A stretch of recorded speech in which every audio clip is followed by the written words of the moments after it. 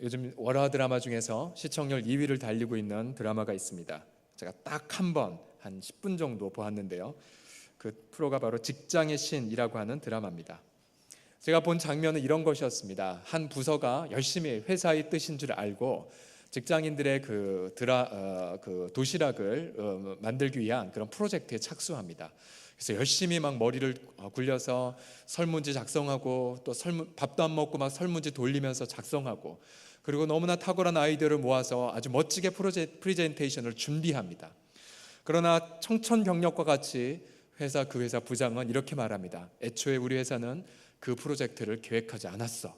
그만둬 라고 말하므로 그 회사의 그 부서가 크게 실망하고 낙담하는 장면을 지나가면서 보았습니다.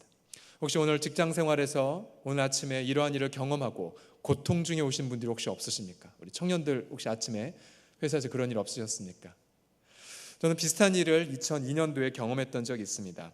그때 고1 때부터 출석했던 모 교회에서 교육 전도사로 섬기고 있다가 이제 교회에서 저한테 임무를 주었습니다. 가서 셀 사역을 배워가지고 교회에 접목하라라는 임무를 받고 싱가포르에서 잘 알려진 어느 한 교회에 가서 훈련을 받고 왔습니다. 1년 동안 아내와 함께 낯선 언어 또 낯선 문화 속에서 훈련을 받으면서 어떻게 이 셀 사역을 교회에 접목시킬까 고민하며 준비했습니다. 이제 약속된 1년이 지나고 이제 교회로 복귀했습니다. 근데 교회에 와보니 그 직장의 신에 나와 있는 그 부서처럼 교회는 전혀 셀 사역의 프로젝트에 대한 마음이 전혀 없어졌습니다. 와서 보니까 교회 분위기는 완전히 바뀌어졌고, 교회 분위기는 이제 우리는 셀이 아니라 저녁 기도회다 라고 해서 매일만 같이, 가정은 다 사라진 채 매일마다 모여서 밤기도 하는 것을 교회 분위기가 완전히 바뀌어졌던 것입니다.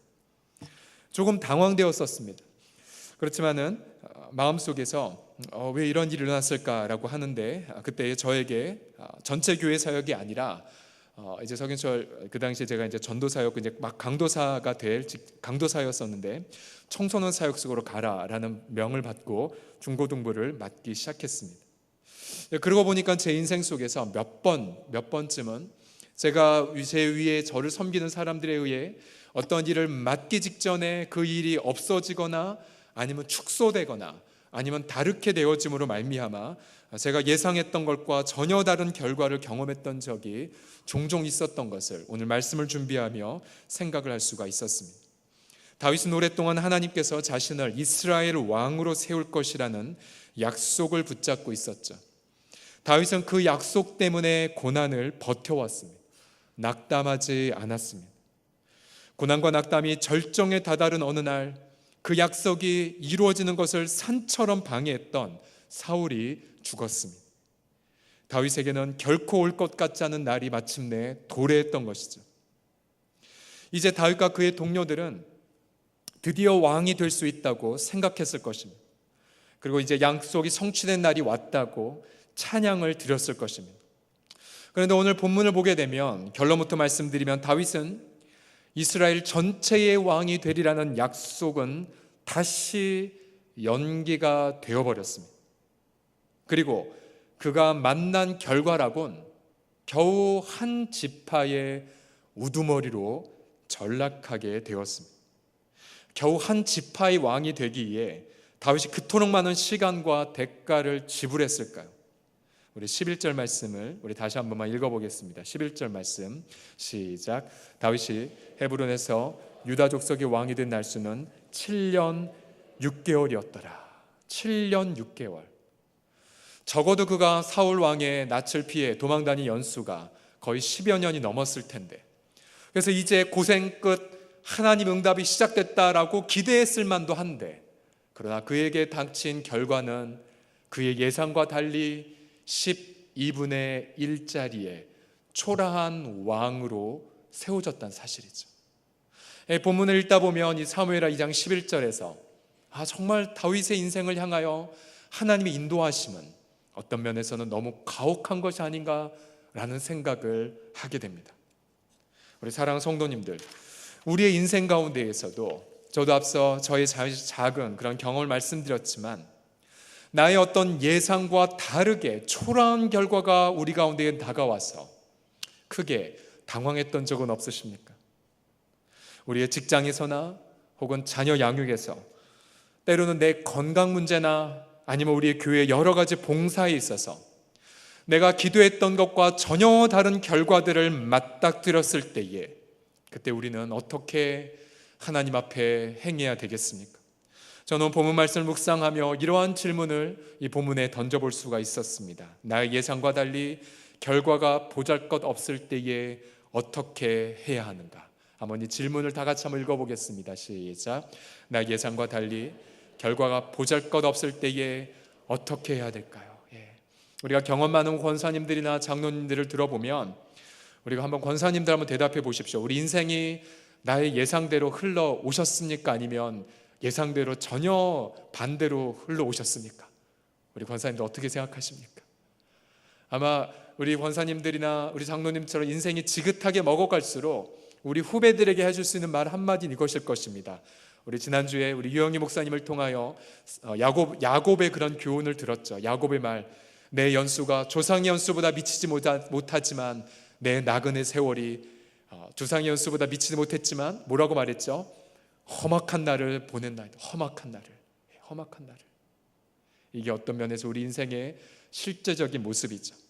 그래서 우리가 나의 예상과 달리 결과가 보잘것없이 우리 인생에게 닥쳐졌을 때에 우리는 어떻게 해야 되겠습니까? 본문을 말씀을 묵상해 보면 첫 번째로 우리는 이러한 교훈을 얻게 됩니다. 첫 번째로는 결과에 집착하지 말고 청종의 삶을 더욱 힘써 살아가십시오라고요. 우리 같이 첫 번째에 우리 본문의 교훈을 읽겠습니다. 시작. 결과에 집착하지 말고 청종의 삶을 더욱 힘써 살아가십시오. 결과에 집착하지 말고 이 과정 속에 하나님과 나와의 청종의 삶을 살아가라는 것, 이것이 본문 가운데 우리에게 준 첫 번째의 교훈입니다. 2장 1절은 이 일 후에 라고 시작됩니다. 앞서 서론에서 말씀드렸던 것처럼 이 일이란 사울과 요나단이 죽고 다윗이 크게 애통했다는 것을 말합니다. 지난주 심야기도회 때 함께 나누었던 것처럼 다윗은 인간적인 시험에 합격했죠. 그리고 다윗 입장에서 보면 위험은 제거되었습니다. 그리고 그에겐 자유가 주어졌습니다. 몇 년 만에 다가온 자유인지 모릅니다. 결코 올 것 같지 않은 날이 다윗에게 다가왔을 때, 그리고 이제 다윗은 사울의 왕좌에만 오르면 되었고, 그래서 그 사람들은 당시의 분위기는 너무나 좋았죠. 왜냐하면 사람들에게 다윗은 인기가 있었고, 또 본문에 있는 다윗의 두 여인은 한 명은 남쪽의 유력한 가문의 여인이었고, 또 한 명 이스라엘의 여인은 또 북쪽을 상징한 한 도시의 여인이었습니다. 그래서 우리 같았으면 바로 왕권 인수위원회를 만들어서 바로 왕위에 오르는 작업을 시작했을 것입니다. 그러나 본문 말씀 묵상해 보면 다윗은요, 왕이 되는 결과에 전혀 집착이 없는 듯 보입니다. 그러면서 오히려 다윗이 가장 먼저 한 일은 무엇입니까? 바로 청종의 행동을 가장 먼저 시행했습니다. 다시 한번 2장 1절을 보시게 되면 다 같이 한번 1장 1절을 다 같이 읽겠습니다. 시작. 그 후에 다윗이 여호와께 여쭈어 아뢰되 내가 유다 한 성읍으로 올라가리이까? 여호와께서 이르시되 올라가라. 다윗이 아뢰되 어디로 가리이까? 이르시되 헤브론으로 갈지니라. 다윗은 본문에서 두 번 하나님 앞에 여쭈어 봅니다. 그리고 하나님의 명령에 의해 유다 한 성읍인 헤브론 땅으로 올라갑니다. 지도를 보시게 되면 헤브론은 이스라엘 전체 지도에서 비교적 남쪽에 위치한 성읍이었습니다. 왕이 되기에는 합당하지 않은 도시였으나, 그러나 하나님의 명령에 근거하여 다윗은 헤브론으로 올라갔고, 또한 본문에 보시면 다윗과 그와 함께했던 사람들, 또 그 모든 가족들이 함께 헤브론에 가서 살았습니다. 다윗은 왕이 되는 결과에 집착하지 않고 그저 다윗은 청종의 삶을 살아갔을 뿐이었습니다. 청종의 삶을. 우리 사랑하는 성도님들, 우리의 인생 가운데에 특별히 결과가 중요하고 성과가 중요하고 또 무엇인가 이룬 것에 근거하여 그 사람의 평가를 받는 이 세대 속에서 성경은 정반대의 가치관 우리에게 말합니다. 이렇게 말하죠. 삶이 결과보다 우선합니다. 삶이. 또한 어떠한 일을 하는 것보다 어떠한 사람이 되는 것이 더 중요합니다. 다윗의 경우에도 왕이 되는 것보다 그가 어떠한 삶을 사는 것이 더 중요하다라고 말합니다. 우리 사랑하는 성도님들은 저도 마찬가지고요.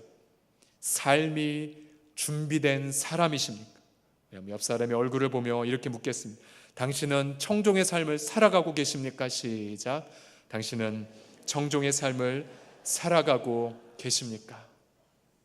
설령 다윗이 만약 왕위에 오르지 못한 채 여호와께 묻고 헤브론 땅에 거주하면서 인생이 마무리됐다 할지라도 우리 하나님은 어떠한 분이십니까?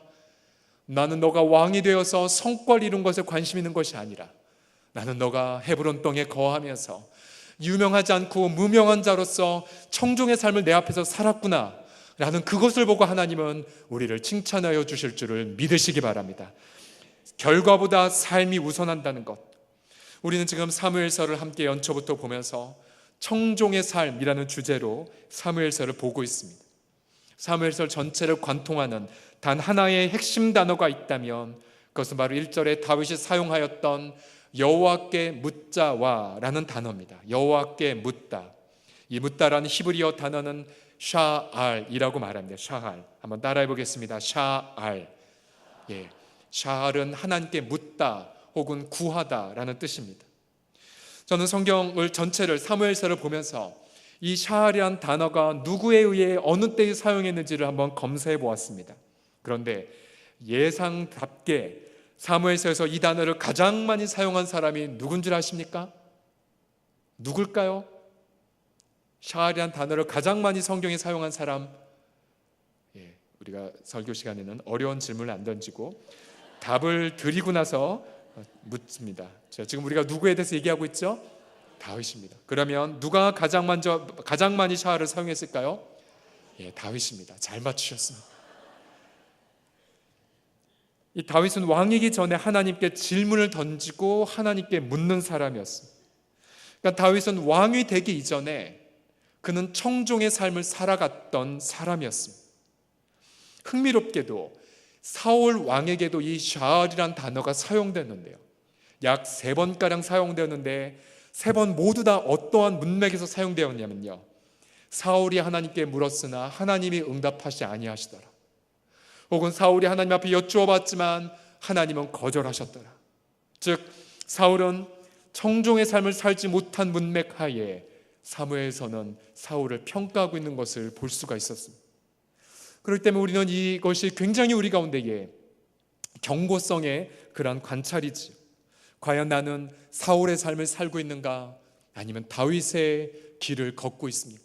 한번 옆 사람의 얼굴을 보시면서 당신은 다윗파입니까? 사울파입니까? 한번 관찰해 보시겠습니다. 시작. 당신은 다윗파이십니까? 사울파이십니까? 사회자가 얘기할 때 옆에 보지 않으신 분은 사울일 가능성이 많을 수도 있습니다. 그래서 우리는 특별히 본문 안에서 아주 구체적 일상의 질문들이 있죠. 내가 예를 들어서 이사를 가는 부분들, 혹은 집을 매매하려는 문제들, 혹은 나의 어떤 재정 상황을 어떻게 할지를 고민할 때에, 혹은 자녀 양육에 대해 선택의 갈림길에 계실 때에 우리 사랑하는 성도님들, 지극히 작은 것도 다윗처럼 하나님 앞에 여쭈어 봄으로 말미암아 하나님에게 원하시는 그런 청종의 삶을 살아가시기를 주님의 이름으로 축원합니다. 이사야서 30장 2절에서는 이스라엘 백성들은 하나님 앞에 묻지 않고 이집트만을 의지하였을 때에 강력한 책망을 다음과 같이 받습니다. 30장 2절을 다 함께 읽겠습니다. 시작. 그들이 바로의 세력 안에서 스스로 강하려 하며 애굽의 그늘에 피하려 하여 애굽으로 내려갔으되 나의 입에 묻지 아니하였도다. 하나님의 입에 묻지 아니한 것. 우리가 성경을 보면 이집트로 내려간 것 자체가 죄가 아니라, 아브라함은 내려갔다가 책망을 받고 돌아왔지만, 그러나 다시 야곱의 세대 때에는 하나님은 애굽으로 내려가라고 명령하셨지요. 중요한 것은 하나님의 응답이 있는가 있지 않는가. 그래서 우리 일상의 삶에서 여러분 한번 오늘 우리가 아침에 눈을 떠서 지금 이 시간까지 하나님 앞에 과연 몇 번의 질문을 던졌는가를 한번 헤아려 보십시오. 몇 번의 질문을 던지시며 여기까지 오셨습니까? 아주만 자그마한 사소한 걸 할지라도, 하나님 제가 지금 이걸 해야 됩니까? 하나님 제가 제 마음속에 이 마음이 들었는데 하나님이 주신 마음입니까?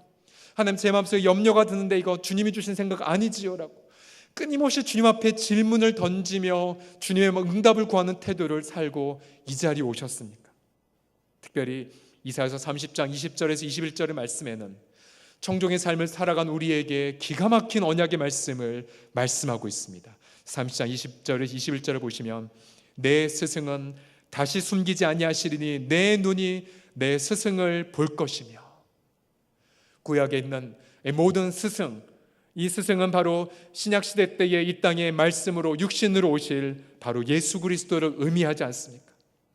내 스승, 즉 예수 그리스도께서 너에게 숨기지 아니하실 것이고 우리의 눈이 바로 예수님을 바라볼 것이고, 21절 말씀 보십시오. 너희가 오른쪽으로 치우치든지 왼쪽으로 치우치든지 내 뒤에서 말소리가 내 귀에 들려 이르기를 이것이 바른 길이니 너희는 이리로 가라 할 것이며. 할렐루야.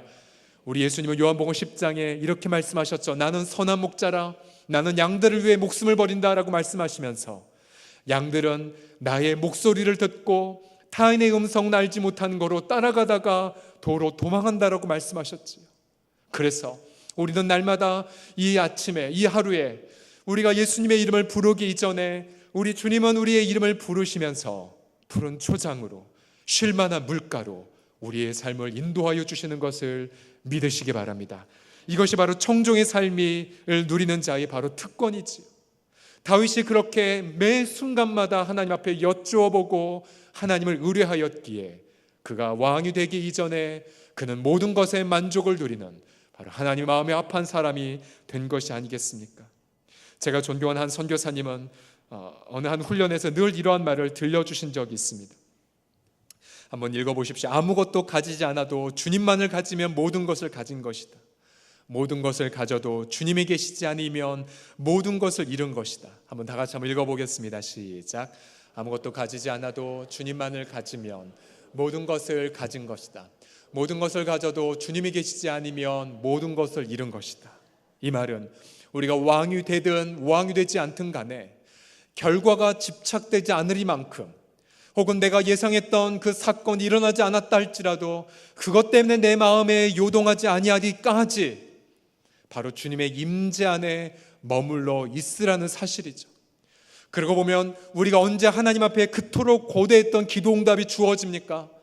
그것은 결과에 집착하지 않을 때, 내가 심지어 사도 바울의 고백대로 살든지 죽든지, 살든지 죽든지, 혹은 에스더의 고백대로 내가 죽으면 죽으리라든지, 혹은 야곱의 고백대로 내가 내 아들을 잃으면 잃으리이다라고, 모든 결과들은 하나님께 맡겨버린 채 나와 함께 계신 하나님의 임재 안에 거하게 될 때에 바로 그 상태가 오래 지속될 때에 어느덧 호련히 하나님의 응답이 주어지는 거죠. 본문에 7년 6개월이라고 고백하고 있지만 다윗 입장에서 보면 이 7년 6개월은 7년 6개월이나 길게 느껴지지 않았을 것입니다. 다윗에게는, 청종의 삶을 살았던 그에게는, 그가 왕이 되든 되지 않든 상관없이 날마다 하나님의 임재 안에 다윗이 머물러 있었기 때문에 아마 이 7년 6개월은요 단 일주일처럼 그에게 느껴졌을 것입니다. 할렐루야. 우리 사랑하는 성도님들, 저와 여러분 모두가 다 예상치 못한 결과 때문에 당황했다 할지라도 하나님의 임재 안에 평안과 생명을 누림으로 그 당황함이 하나님이 주신 기대감으로 바뀌어지는 그런 성령을 경험한 이 밤이 되시기를 주님의 이름으로 축원합니다. 두 번째로, 나의 예상과 달리 결과가 보잘것없을 때에 어떻게 해야 됩니까? 본문을 다시 한번 관찰하게 되면 두 번째 교훈을 이렇게 얻습니다. 낙담하지 말고 오히려 지금 누릴 수 있는 하나님의 축복을 전하라고 말합니다. 낙담하지 말고 오히려 내가 지금 누릴 수 있는 하나님의 축복. 다윗은 유다 지파의 왕이 되고 나서 그가 처음 들었던 소식은 무엇이었냐면 좋은 소식은 아니었습니다. 왜냐하면 야베스 길앗 사람들이 용감하게 블레셋 진영에 들어가 사울 왕의 시체를 가져와 장사를 치렀다는 소식이었는데, 이것은 얼핏 보기에는 좋은 소식인 것 같지만, 그러나 이 야베스, 이 길앗은 나중에 우리가 사무엘하 2장 우리 9절에 보게 되면 이 길앗 지역은요 다윗을 향하여 충성을 고백한 지역이 아니었습니다. 오히려 사울의 아들 이스보셋을 왕으로 세우는 데에 충성 맹세한 지역이었거든요. 즉 다윗은 2장 5절과 6절에서 길앗 야베스 사람들의 그 용맹한 소식을 들었지만, 그러나 이것은 정치 공학적으로 보게 되면 좋은 소식은 아니었습니다. 우리 5절과 6절을 보십시오. 다윗이 길앗 야베스 사람들에게 전령들을 보내어 그들에게 이르되 너희가 너희 주 사울에게 이처럼 은혜를 베풀어 그를 장사하였으니 여호와께 복을 받을지어다. 너희가 이 일을 하였으니 이제 여호와께 은혜와 진리로 너에게 베풀기를 원하시고. 왜 길앗 야베스 사람들이 이렇게 사울에게 충성했냐면, 그것은 사울 왕이 처음으로 왕으로 세워졌을 때에 이 길앗 지방은 바로 요단 동편 땅인데, 요단 동편 땅 바로 옆에 암몬 족속이라고 있었습니다. 암몬 족속이 이들을 습격하고 쳐들어왔을 때에 사울 왕이 그때 용맹하게 나아가 암몬 족속을 무찌르고 길앗 야베스 주민들을 구출한 적이 있었습니다. 이 야베스 주민들은 그때에 그 사울의 은혜를 잊지 못하고 사울의 마지막까지 충성을 다 바쳤던 것이었습니다. 한편으로는 이 사람들은 하나님 앞에 그 사울 왕에게 충성을 다했지만, 그러나 다윗 입장에서 보면 자신의 왕권을 인정하지 않는 사람들이었기에 아마 우리 같았더라면 저 사람들 반역의 씨앗들이다 하면서 징벌했거나 아니면 좋지 못하게 생각했을 것입니다.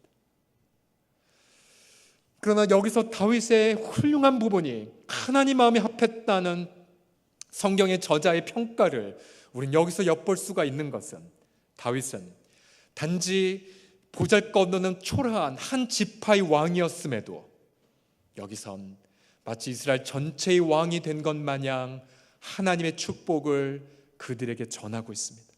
5절과 6절을 다시 한번 보게 되면 다윗은 그들을 칭찬하면서 너희가 너희 주 사울에게 이렇게 행하였으니 하나님께 축복을 받을 것이라고 말한 이후에 6절에서 하나님의 은혜와 진리로 너희에게 갚아주시기를 원하노라고 축복했습니다.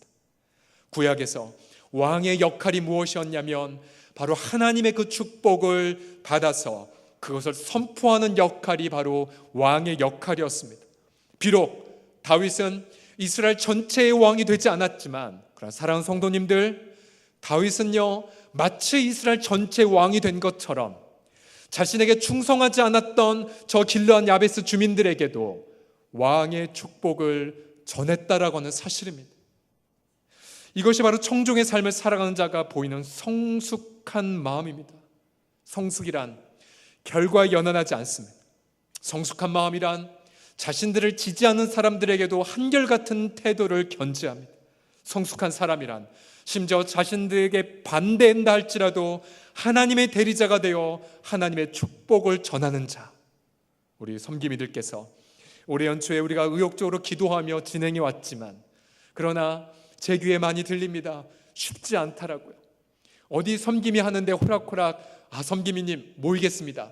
새벽이고 밤이고 언제나 모임을 선포해 주시면 즉각 모이겠습니다 라는 사랑방언이 있는 섬김이 사랑방이 얼마나 많겠습니까? 오히려 그것보다는 섬김이가 더 열심히 기도하고 이 시간이 좋을 텐데라고 온갖 지혜로운 말로 제가 다 준비했는데요 이렇게 모이시겠습니까? 라고 말하면 그날따라 저 일이 있어서요, 저 집안일이 있어서요, 뭐 병원에 일이 생겨서, 꼭 사랑방 모임만 하면 시어르신이 올라와서 병원 가야 되고, 꼭 무슨 일이 생기면서 자신의 사랑방 섬김의 마음이 찢어지는 건 알지 못한 채. 그러나 진정한 우리 다윗과 같이 성숙한 마음은 아직 우리 사랑방은 회복되지 않고, 아직 내 기도 응답이 되지 않고, 여전히 사람들은 내게 충성하지 않았다 할지라도 우리 사랑하는 성도님들, 오히려 그럴수록 더욱더 힘써 다윗처럼 하나님의 축복을 증거하는 합당한 성숙한 사람들이 다 되셔야 됩니다. 이것이 바로 다윗을 통하여 성령께서 이 밤에 우리에게 들려주시는 주의 말씀입니다. 우리가 예상하지 못했던 결과를 혹 경험하셨습니까? 혹은 나의 시간이 제한되고 금전적인 손해도 경험하셨습니까? 여러분, 그러나 한 가지 결코 매이지 않는 사실이 있습니다. 심지어 내가 사도 바울처럼 감옥 안에 갇혔다 할지라도요 결코 우리가 매이지 않는 사실이 있습니다. 그 사실은 무엇이냐면 내가 어떠한 상황에 있든지 간에 나는 마음껏 하나님의 축복은 이웃에게 전할 수 있다라고 하는 사실입니다. 할렐루야. 사도 바울이 옥중에 매였다 할지라도 하나님을 찬양했고, 그 찬양 소리는 쇠사슬을 넘어 감옥의 옥문을 넘어 빌립보 간수장의 마음을 찌른 것이 아니겠습니까? 그러나 우리 인간은 연약한지라 내가 예상했던 결과가 아닌 전혀 엉뚱한 결과로 우리 가운데 왔을 때에 우리는요, 하나님의 축복을 전하기는커녕 우리는 온갖 원망과 불평 속에 시간을 낭비하게 됩니다. 우리 사랑하는 성도님들, 이 시간 이 자리에 임재하신 예수 그리스도의 성령으로 여러분을 축복합니다. 여러분 예상하지 못했던 결과를 만나도요, 여러분 힘껏 이웃을 축복하시기를 주의 이름으로 축원합니다. 예상하지 못한 결과를 만나도요, 더욱더 힘써 하나님의 생명을 누리시기를 주의 이름으로 축원합니다. 더욱 힘써 하나님의 평강을 누리십시오. 더욱더 힘써 사도 바울처럼 기쁨으로 승리하는 저와 여러분이 다 되시기를 주의 이름으로 축원합니다.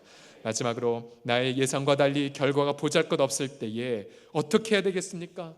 본문은 이렇게 우리 가운데 교훈합니다. 더욱 힘써 이웃에게 선을 행하십시오. 선을 행하십시오.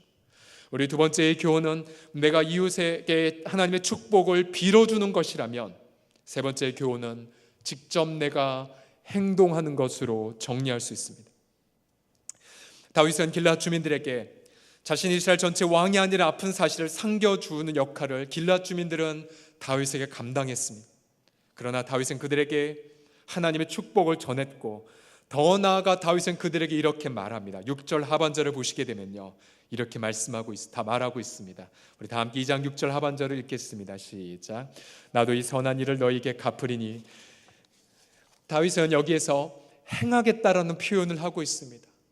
즉 그 앞서 하나님은 은혜와 진리로 너에게 갚기를 원한다는 갚다란 단어와 다윗이 자신도 내가 너에게 선한 일을 행하겠다는 이 단어가 동일한 단어입니다.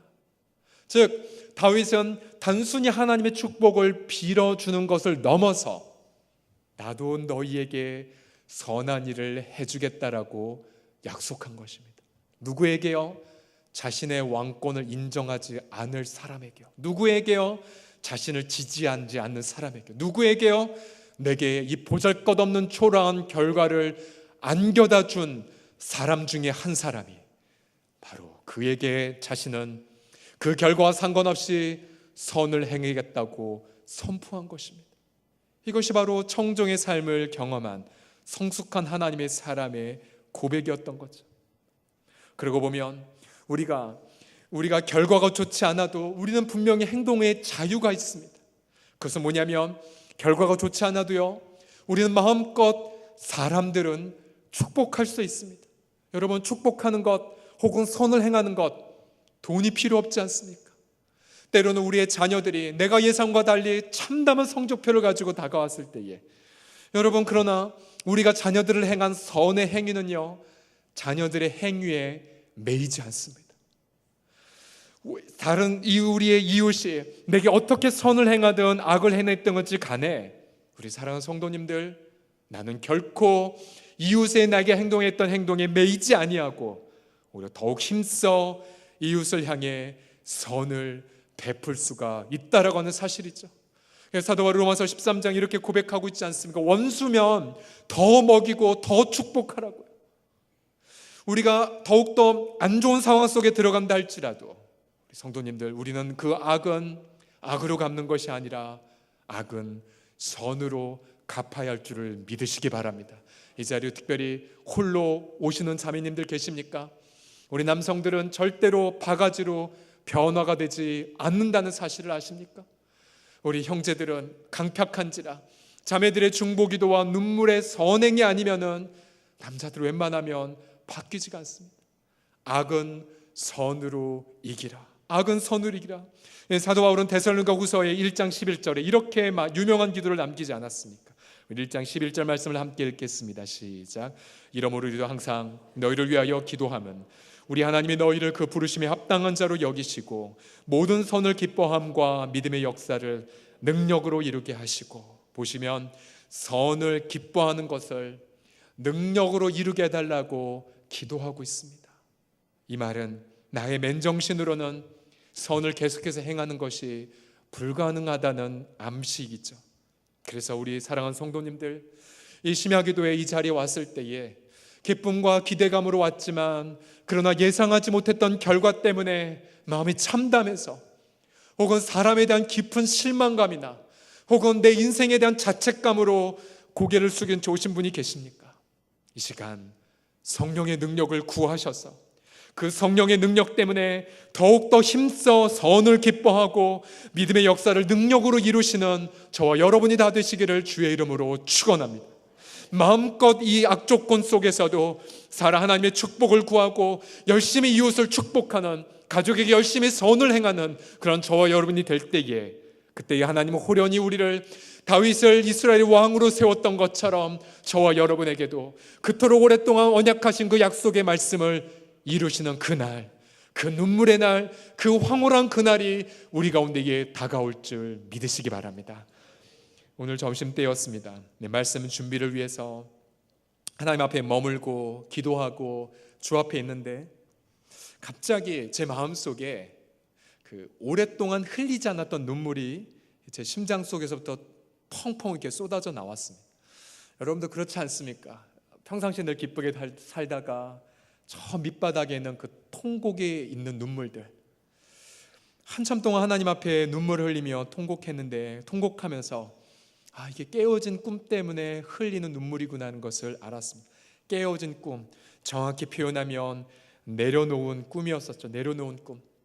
2002년도에 아내와 함께 싱가포르에서 훈련받고 귀국하고 나서 열심히 청소년 사역을 하고 있을 때에 하나님은 청소년 사역에 굉장히 많은 은혜들을 부어주셨어요. 물론 많은 연약한 부분도 있었고 약점도 있었지만, 그러나 정말 그 청소년들, 아무것도 아닌 10대들을 통하여 하나님은 교회 전체에 영향을 끼치는 일들을 행하셨던 것입니다. 예를 들어 청소년들이 하나님 앞에 주일날 예배를 드리는데 주일 오전에 2시간 이상씩 예배를 드렸어요. 아이들이 아침 일찍 오서 예배를 드리고 토요일 날에도 늦게까지 훈련을 받고, 청소년들이 셀리더가 되어서 각 학교에서 셀 모임을 개척하고, 또 교회에 부흥회가 있는 날이면 청소년들이 가장 맨 앞자리에 앉아서 은혜 받고는 기도회가 시작되면 가장 늦게까지 11시, 12시까지 남아 기도했던 일이 있었습니다. 가난했던 아이들이었거든요. 근데 그때 하나님이 그런 꿈과 비전을 주셨습니다. 바로 여호수아 세대를 하나님 일으키실 것이에요. 여호수아 세대. 그래서 저는 제 모교회가 그 당시에 이제 개척한 지 이제 40여 년이 넘는 교회였었는데, 역시 비슷하게 1세대 어르신들에 의한 많은 비전과 언약들이 응답되지 않은 것들이 많이 있었습니다. 그래서 저는 부사역자 입장에서 그것들을 다 정리해서 우리 아이들에게 말했습니다. 얘들아, 하나님은 너희를 통하여 이 언약을 성취하실 거야. 교회의 어떠한 많은 부서들 중에서 하나님은 너희에게 가장 먼저 언약을 이루실 것이야. 우리가 지금 민수기 또한 신명기 말씀을 읽다 보면 이스라엘 땅, 그 가나안 땅을 정복했던, 가장 먼저 정복했던 지파가 르우벤, 갓지파, 그리고 므낫세 반지파였죠. 그들이 하나님 앞에 가장 먼저 땅을 정복하고 나서 모세에게 했던 말이, 우리가 용사들을 세워서 우리 동료 9지파 반이 이스라엘 가나안 땅을 다 정복할 때까지 우리가 가장 먼저 앞서서 행할 것이고, 그리고 그들이 다 안식에 처할 때까지 우린 절대로 쉬지 않아야 할 것이라고 서약하지 않습니까? 근데 그때 하나님이 그 10대들에게 그런 꿈을 주셨어요. 얘들아, 너희가 비록 아무것도 아니지만 하나님이 이 교회에 주신 그 공동체 주신 비전과 언약을 이룰 거야. 이루면 너희 홀로 만족해서는 안 되고 다른 부서들, 다른 어른들이 성취하도록 돕는 역할을 감당할 거야. 심지어 청년들을 돕는 역할도 감당할 거라고 선포했었습니다. 그리고는 정말 그 꿈과 비전이 이루어진다고 확신을 했었죠. 의심도 하지 않았습니다. 분명히 이루어진다라는 확신을 가졌습니다. 그런데 그러던 어느 날 하나님이 저에게 청천벽력 같은 말씀을 주셨죠. 경철아, 너 안전지에 떠나라. 안전히 떠나고 광야로 나가야 하나님의 영광을 본다. 하나님, 정말 맞는 말씀이십니까? 제가 이 아이들을 어떻게 놔두고 제가 떠날 수 있습니까? 하나님 앞에 한 달 동안 제가 들은 말씀이 정확한 주의 음성인지를 분별했습니다. 네, 기도하면 기도할수록 주님은 정확하게 제게 말씀하셨습니다. 네 안전지대 떠나 광야로 가야 하나님의 영광을 경험할 것이라. 그 하나님 앞에 그 꿈과 비전을 내려놓았습니다. 저항은 하진 않았습니다.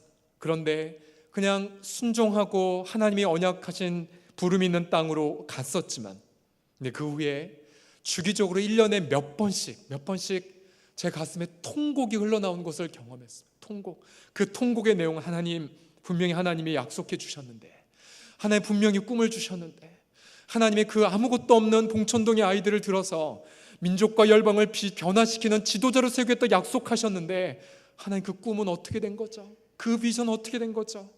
하면 제 마음속에 통곡을 경험하게 되었었습니다. 다윗이 하나님 앞에 이스라엘 전체 왕이 되겠다는 말씀을 받고 그 말씀을 경험하고 그 말씀이 이루어지기까지는 다시 7년 6개월을 기다렸죠. 어떤 면에서 우리 인생은 험악한 세월을 보내기도 하지만 어떨 때는 우리 인생을 한마디 이렇게 정의하고도 싶습니다.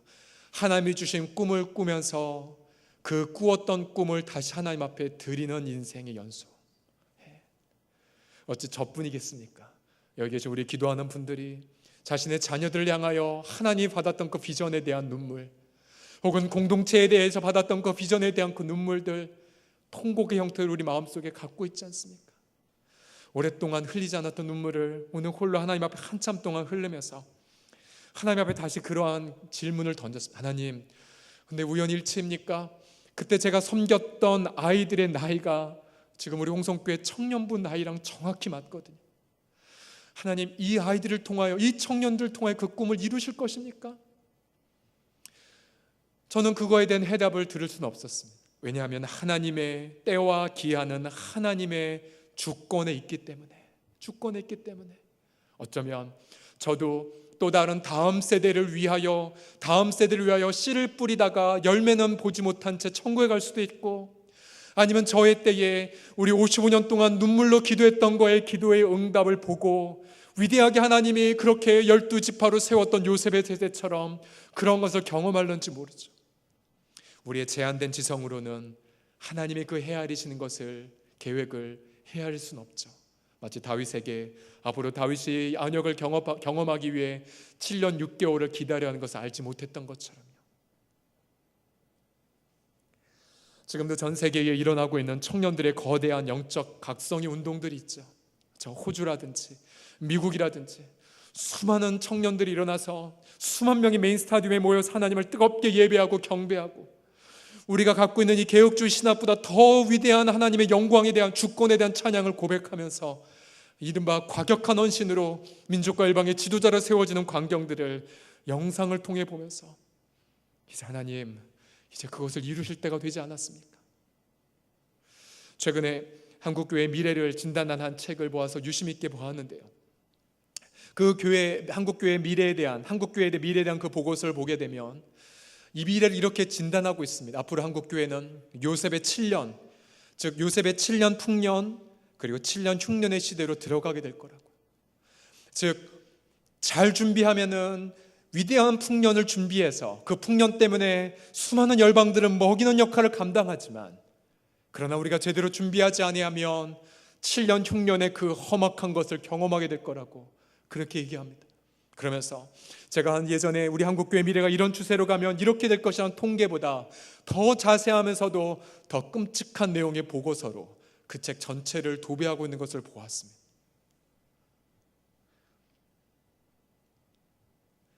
우리 사랑하는 우리 심야기도 성도들이여, 우리 하나님께서 지금 이 시대에 우리 설홍성교회를 55년 전에 세워주셨고, 그리고 우리 가운데 수많은 선교사님들을 위해 기도하게 해주셨고요. 그러면서 이제 저는 그런 생각을 해보게 됩니다. 우리 사랑하는 성도님들, 어떤 면에서 우리는 아직 시작하지도 못한 것 같습니다. 시작하지도 못한 것 같아요. 어쩌면 우리가 지금 경계해야 될 가장 큰 경계가 무엇이냐면, 사도 바울이 로마서에서 경고한 것처럼 선줄로 아는 자들아 넘어질까 조심하라고. 우리 아침에 읽었던 이사야서의 39장인가요? 보게 되면 히스기야가 아수르 대군 18만 5천 명을 하루아침에 죽이는 위대한 능력을 체험했지만, 바벨론 제국에서 사신들이 와서 히스기야에게 안부를 물었을 때에 히스기야가 했던 행동이 무엇이었습니까? 그는 하나님이 자신을 이렇게 구원하셨다는 하나님의 이름은 입 하나라도 언급하지 않은 채 오히려 18만 5천 명에서 얻었던 그 전리품을 다 보여주거나 선대로부터 내었던 보물을 다 보여주면서 이른바 쇼잉업을 했죠. 과시하고 영적 교만 가운데 있었죠. 그러자 이사야가 경고하죠. 왕이시여, 그렇게 되면 여기는 보물 다 빼앗길 텐데 왕이여 정신 차리라고 얘기했을 때에 그때 히스기야가 더 황당한 말을 하지 않습니까?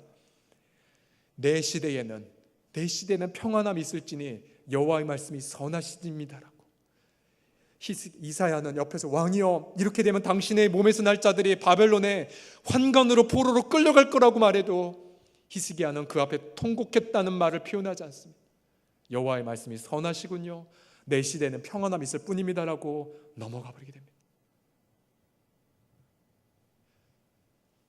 이스라엘의 이상적인 메시아를 그렸던 히스기야 왕이 결국은 메시아가 아님을 입증하는 이사야 저자의 충격적인 폭로를 바라보며 우리는 그 히스기야의 그 모습 속에 우리 자신의 모습, 아니 저의 모습을 보게 됩니다.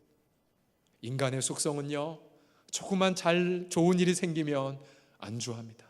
저도 마찬가지입니다. 하나님의 응답을 체험하면 이제 다 끝났다라고 기도 자리 멈춥니다. 그러나 우리가 진정으로 복이 있다는 뜻은 기도 응답 지연돼도 상관없습니다. 예수님 마태복음 산상수훈에 말씀했던 것처럼 심령이 복 있는 자들은 심령이 가난한 자들이라고, 복 있는 자들은 마음에 애통한 자들이라고, 복 있는 자들은 가난한 자들이라고, 복 있는 자들은 눈물 흘리는 자라고. 그래서 우리는 이 시대에 내가 기도 응답해서 응답받은 그것 때문에 난 복 받았다라고 더 이상 그렇게 말하지 마십시오. 내가 그렇게 고생하고 기도했더니 드디어 내가 이렇게 재물을 모았고 내가 이렇게 높은 자리에 올랐고 우리 공동체, 우리 가족이 이렇게 성취했다는 것에 안주하지 마십시오. 그것은 복이 아닙니다. 진정한 복은 다윗처럼 왕이 되지 못했어도, 너무나 예상과 달리 초라한 결과 속에 있다 할지라도, 그리고 사람들이 자신에게 반대하는 상황이 있다 할지라도, 그러나 그곳에서 여호와께 물으면서 다윗아 헤브론으로 올라가라, 다윗아 여기 머물지 말고 여기 가거라, 말씀하신 하나님, 내 등 뒤에서 이 길이 바른 길이니 이 길로 가라고 말씀하시는 하나님의 임재가 우리 안에 있다면, 사랑하는 성도님들, 우리는 복받은 성도임을 믿으시기 바랍니다. 기도하겠습니다.